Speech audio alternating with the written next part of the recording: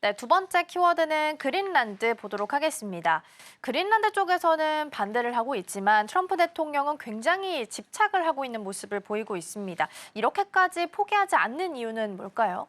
제가 볼 때는 이게 그 전직과 좀 약간 있는 것 같아요. 트럼프의 부동산식 세계관이 좀 많이 작용하는 게 아닌가라는 생각이 좀 있습니다. 그러니까 트럼프는 모든 국가를 영토 동맹 자산과 딜의 대상으로 좀 보는 것 같아요. 자, 위치가 좋은 땅은 곧 좋은 기회다 이렇게 생각하는 것 같아요. 그래서 부동산 시각에서 이제 그 그린란드를 좀 보는 것 같아요. 그래서 이제 입지가 좋은 핵심이다라는 생각을 좀 하는 것 같고요. 싼 값에 사서 기회 가치를 올리자라고 생각을 좀 하는 것 같아서 뭐 거래 우선주의 중에 외교가 좀 있는 것 같고요.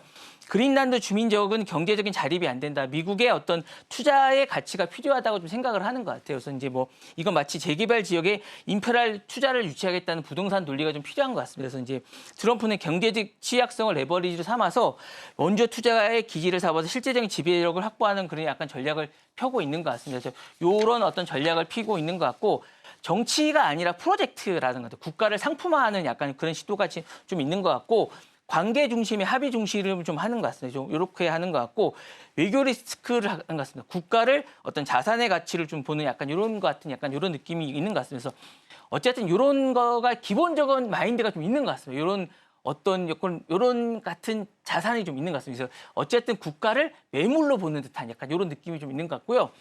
기본적으로 뭐 그린란드나 덴마크 원래 이제 덴마크가 여기 어떤 가치를 갖고 있는데 그 사람들의 어떤 생각은 전혀 가치가 없는 것 같습니다. 일단 찔러보기를 먼저 하는 것 같습니다. 그래서 나중에 찔러보고 그다음에 협상을 하는 듯한 이런 느낌이 있는 것 같고요.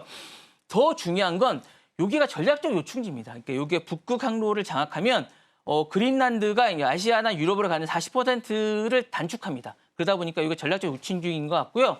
그다음에 군사적 가치가 큽니다. 여기가. 미사일 방어 체계의 북쪽 핵심이다 보니까 여기 어쨌든 우주 기지를 운영하고 있는데 여기가 미국에서는 아주 중요한 요충지입니다. 그러다 보니까 여기를 포기할 수가 없고요. 희귀 자원이 많습니다. 히토르를 이제 중국하고 이제 중국이 지금 히토르를 안 내놓겠다고 하는데 이게 히토르가 많습니다. 코발트나 구리, 니켈도 많다 보니까 이 여기 자체를 이제 차지하게 되면 여기가 많은 어떤 히토르 같은 것들이 많이 있기 때문에 개발 자체가 많습니다. 그리고 기후 변화에 이제 자원 개발에 촉진할 수 있는 많은 어떤 요충지입니다. 그러니까 여기가 이제 지구 온난화를 빠르게 높고 있는데 요 자체를 하다 보면 이런 연구가 아주 좋은 어떤 개발 자원이 됩니다. 그래서 여기가 있고 그다음에 경제 지정학적 패권이 복합적으로 작용할 수 있는 아주 요충지입니다. 그러니까 덴마크는 여기를 개발하지 않고 있는데 미국이 들어가게 되면 여기를 개발할 수 있는 아주 좋은 자원이 됩니다. 그러다 보니까 여기를 하게 되고 특히 러시아가 북극 해안선의 53%를 차지하고 있는데 여기를 이제 미국이 차지하면 여기를 저지할 수가 있습니다. 그리고 중국이 북극 국가라고 이제 자칭하면서 여기를 인프라를 시도하고 있는데 중국을 막을 수 있는 아주 중요한 요충지가 될 수 있습니다. 그러다 보니까 여기를 차지할 경우에 미국이 중국과 러시아를 막을 수 있는 아주 요충지가 되기 때문에 정말 차지할 수 있다면 정말 좋은 요충지가 되죠. 다만 차지할 수가 없다는 게 아주 아픈 어떤 뭐라 그럴까요? 하여튼 아픈 손가락 그런 위치가 아닐까라는 생각이 듭니다. 네. 네, 트럼프 대통령은 그린란드가 미국과의 합병을 원한다면 언제든 환영할 것이다라는 입장을 밝힌 상태인데요. 어떤 식으로든 가져오겠다라는 의지를 좀 분명하게 드러내고 있는 상황입니다. 더불어서 그린란드는 광물 자원도 있고 석유도 있고 그리고 천연가스도 좀 풍부하게 매장되어 있는 것으로 확인되고 있기 때문에 트럼프 대통령에 대한 욕심도 여기서 확인할 수 있지 않나 싶습니다. 그러면 앞으로 그린란드의 향방은 어떻게 예측을 좀 해보면 좋을까요? 일단은 포기하지는 않을 것 같아요. 제가 볼 때 계속 포기하지는 않을 것 같고 사실은 이제 단순한 땅 욕심이 아니라 미국 패권을 유지하려는 절박한 시도라고 보면 될 것 같습니다. 그래서 일단 그린란드가 계속 거절을 하고 있거든요. 근데 오늘도 이제 제가 기사가 난 걸 보니까 부통령이 가겠다고 이제 그거 의사와 상관없이 나는 가겠다. 라고 얘기를 했습니다. 포기하지 않아요. 포기하지 않고 계속 가겠다는 의지를 계속 밝히고 있습니다. 그러니까 당신의 의사와 상관없이 우리는 가겠다.